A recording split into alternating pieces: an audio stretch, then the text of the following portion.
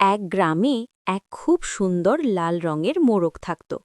মোরগটি ছিল খুব সাহসী আর বুদ্ধিমান। সেই গ্রামের পাশেই ছিল একটা ঘন জঙ্গল, যেখানে বাস করত এক চতুর শেয়াল। শেয়ালটা ছিল ভীষণ লোভী। সে অনেক দিন ধরে ভাবছিল কিভাবে মোরগটাকে ধরে তার রাতের খাবার বানানো যায়। একদিন সকালে মোরগটি একটি গাছের ডালে বসে মনের আনন্দে ডাকছিল, কুক্কুরুক্কু। ঠিক তখনই শিয়ালটি গাছের নিচে এসে হাজির হল। শিয়াল মিষ্টি করে হেসে বলল, আরে মোরগ ভাই, তুমি এত সুন্দর গান গাও, অথচ নিচে আসো না কেন? আমি তো তোমার সাথে বন্ধুত্ব করতে এসেছি। মোরগ শিয়ালের চালাকি বুঝতে পারল।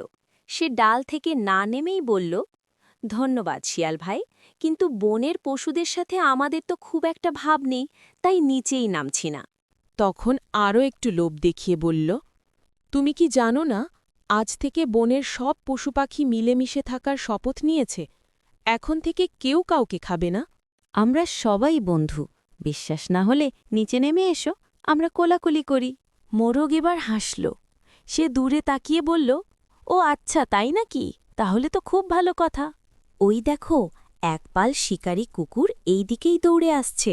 মনে হয় তারাও তোমার সাথে বন্ধুত্ব করতে আসছে। শিকারী কুকুরের নাম শুনেই শিয়ালের বুক ঢিপ ঢিপ করতে লাগল। সে লেজ গুটিয়ে দৌড় দেওয়ার প্রস্তুতি নিল। মোরগ অবাক হবার ভান করে বলল, আরে পালাচ্ছ কেন শিয়াল ভাই? তুমিই তো বললে এখন থেকে আমরা সবাই বন্ধু।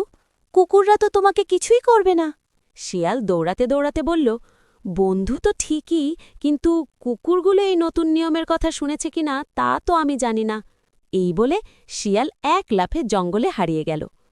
মোরগ তার বুদ্ধি দিয়ে নিজের জীবন বাঁচিয়ে হাসতে হাসতে আবার ডাক দিল, কুক্কুরুক্কুকু। এই গল্পের শিক্ষণীয় বিষয়বস্তু হচ্ছে, অপরিচিত কারো মিষ্টি কথায় বিশ্বাস করতে নেই। বিপদের সময় বুদ্ধি খাটালে বড় বিপদ থেকেও রক্ষা পাওয়া যায়।